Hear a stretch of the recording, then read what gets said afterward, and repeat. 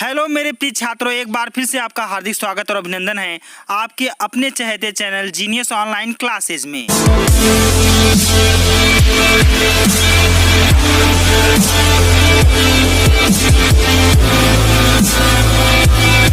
छात्रों, आपको पता है इस समय हम आपके लिए हाई स्कूल के लिए हिंदी गद्य साहित्य से रिलेटेड वीडियो बना रहे हैं और उसकी ही कड़ी में ये मेरा चौथा वीडियो है। इसके पहले मैं पार्ट 1, पार्ट 2, पार्ट 3 बना चुका हूं जिसमें 84 प्रश्न को कवर कराया हूं।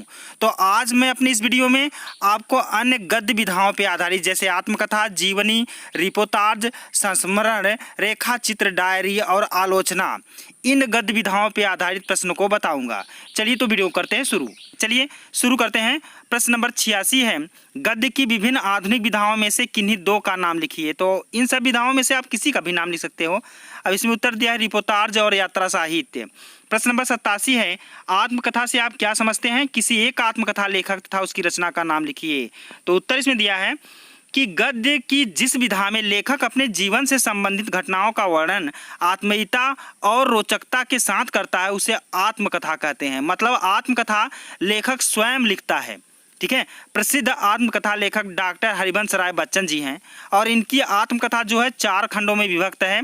क्या भूलूं क्या याद करूं, नीड़ का निर्माण, फिर बसेरे से दूर व 10 द्वार से सोपान तक, ये 4 खंडों में इनकी आत्मकथा लिखी गई है और इन्हें स्वयं इन्होंने ही लिखा है। चलिए देखते हैं, मेरी असफलताएं किस विधा की रचना है? तो मेरी असफलताएं ये आपकी आत्मकथा है। किन्हीं, अब इसमें अगले देखें, प्रश्न नंबर 89 है, हिंदी के किन्हीं 2 प्रमुख आत्मकथा लेखकों का नाम लिखिए। तो हिंदी के जो प्रमुख आत्मकथा लेखक हैं उनमें प्रमुख महात्मा गांधी, जवाहरलाल नेहरू, डॉक्टर हरिवंश राय बच्चन, पांडे बेचन शर्मा उग्र और राहुल सांकृत्यायन आदि प्रमुख हैं। प्रश्न नंबर 90 है, मेरी अपनी आत्मकथा के लेखक का नाम लिखिए। तो मेरी अपनी आत्मकथा लिखने वाले जो लेखक हैं उनका नाम है पांडे बेचन शर्मा उग्र जी। आत्मकथा की विशेषताएं लिखिए। तो आत्मकथा की विशेषताएं जो होती हैं निम्नलिखित हैं। नंबर 1, आत्मकथा लेखक की अपनी जीवनी होती है और लेखक इसे स्वयं लिखता है। नंबर 2, यह संस्मरणात्मक होती है।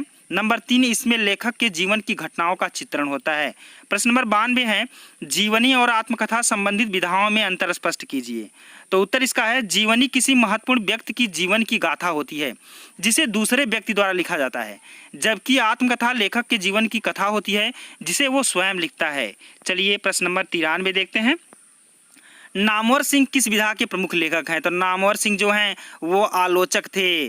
ठीक, नामवर सिंह आलोचना विधा के प्रमुख लेखक हैं। प्रश्न नंबर 94, आलोचना द्वारा गद्य साहित्य को नई दिशा किस लेखक ने प्रदान की? तो आलोचना के द्वारा जो गद्य साहित्य को नई दिशा प्रदान की थी तो वो थे आचार्य रामचंद्र शुक्ल जी। प्रश्न नंबर 95 देखते हैं, शुक्लोत्तर युग के 2 प्रमुख आलोचकों के नाम लिखिए। तो शुक्लोत्तर युग के 2 प्रमुख आलोचक जो थे वो डॉक्टर हजारी प्रसाद द्विवेदी जी थे और डॉक्टर नरेंद्र जी थे। चलिए प्रश्न नंबर 96 देखते हैं, हिंदी के प्रमुख संस्मरण लेखकों के नाम लिखिए। तो हिंदी के प्रमुख संस्मरण लेखक कौन कौन हैं? राम वृक्ष बेनपुरी, बनारसी दास चतुर्वेदी, पद्म सिंह शर्मा, महादेवी वर्मा, इलाचंद जोशी और राहुल सांकृत्यायन। चलिए देखते हैं प्रश्न नंबर 97, हिंदी के किसी एक संस्मरण लेखक का नाम लिखिए। तो देखिए इसमें हिंदी के जो एक संस्मरण लेखक का नाम पूछा है तो आप उपेंद्र नाथ अस्क जी को लिख दीजिएगा। ठीक है। चलिए प्रश्न नंबर 98 देखते हैं, जंजीरें और दीवारें किस विधा पर आधारित हैं? ठीक है, तो ये जो हैं संस्मरण है, जंजीरें और दीवारें जो हैं वो संस्मरण विधा है। ठीक। प्रश्न नंबर 99 है, पथ के साथी किस विधा की रचना है? तो ये भी संस्मरण है। ठीक है, आगे देखते हैं। प्रश्न नंबर 100 है, महादेवी वर्मा की किसी एक रेखा चित्र विधा की रचना का नाम लिखिए।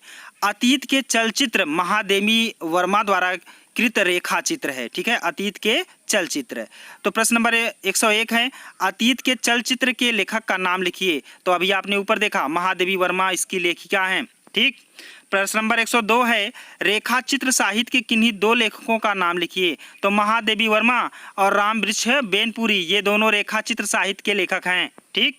प्रश्न नंबर 103 है, रेखा चित्र और संस्मरण के लिए प्रसिद्ध एक रचनाकार का नाम लिखिए।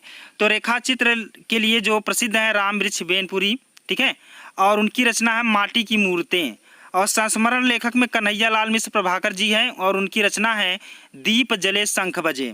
प्रश्न नंबर 104 है, हिंदी के प्रमुख जीवनी लेखक का नाम लिखिए। जीवनी जो लिखते हैं उन लेखक के प्रमुख का नाम लिखिए। कौन कौन है देख लीजिए। बाबू गुलाब राय जी हैं, विष्णु प्रभाकर जी हैं, अमृत राय जी हैं और रामविलास शर्मा जी हैं, ठीक है। तो ये जीवनी लेखक हैं। प्रश्न नंबर 105 है, कलम का सिपाही किस विधा की कृति है। तो कलम का सिपाही जो है वो गद्य विधा पर आधारित है, ठीक है।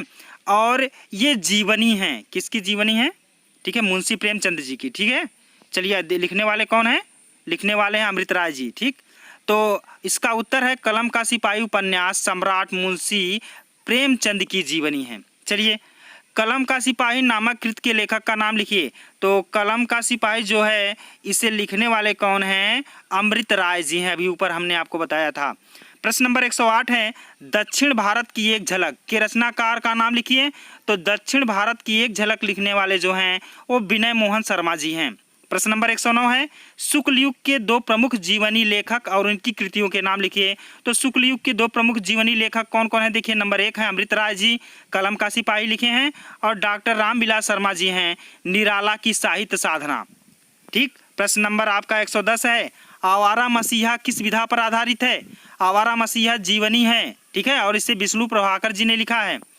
प्रेमचंद अपने घर में किस विधा पर आधारित है। तो ये भी आपकी जीवनी है, ठीक। प्रश्न नंबर 112 है, जीवनी साहित्य को समृद्ध बनाने वाले किन्हीं दो प्रसिद्ध लेखकों के नाम लिखिए। तो जीवनी साहित्य को समृद्ध बनाने वाले दो लेखक विष्णु प्रभाकर जी और जगदीश चंद्र माथुर जी हैं। प्रश्न नंबर 113 है, जीवनी विधा के किसी एक लेखक का नाम लिखिए। तो विष्णु प्रभाकर को लिख दीजिएगा या जगदीश चंद्र माथुर जी को लिख दीजिएगा, ठीक है। ये जो लद्दाख की यात्रा है ये आपकी यात्रा साहित्य विधा पर आधारित है, ठीक। प्रश्न नंबर 115 है, किन्नर देश में रचना किस विधा पर आधारित है। तो ये भी यात्रा साहित्य है। प्रश्न नंबर 116 है, किन्नर देश में के लेखक कौन है। तो ये राहुल सांकृत्यायन जी इसके लेखक हैं।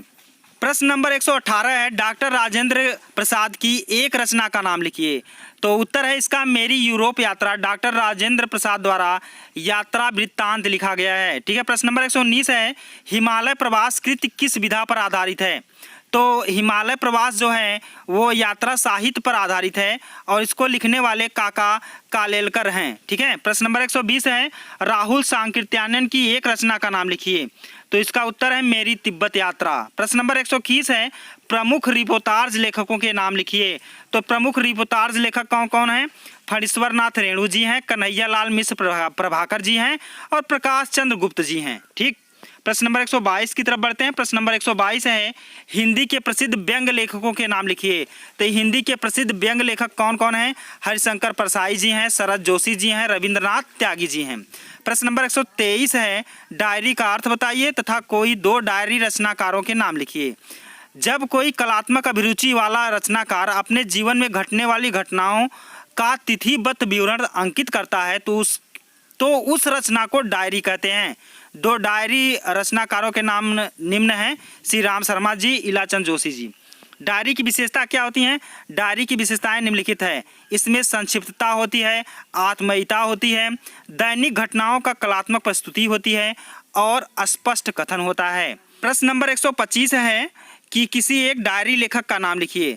तो मेरे कॉलेज की डायरी, इसके लेखक धीरेन्द्र वर्मा जी हैं। प्रश्न नंबर 126 है, दैनिकी किस विधा की रचना है। तो दैनिकी जो है वह डायरी विधा की रचना है। तो आज के वीडियो में फिलहाल इतना ही छात्रों, मिलेंगे अगले वीडियो में। हाँ, वीडियो आपको अच्छा लगा हो तो वीडियो को लाइक कर दीजिए और अपने दोस्तों में शेयर कर दीजिए। और साथ साथ जो नए छात्र हमारे हैं उनसे अनुरोध है कि प्लीज़ मेरे चैनल को सब्सक्राइब कर लो और साथ साथ बेल आइकन को प्रेस कर लीजिएगा, जिससे मेरे आने वाले तमाम वीडियो का नोटिफिकेशन सबसे पहले आप सभी को ही मिले।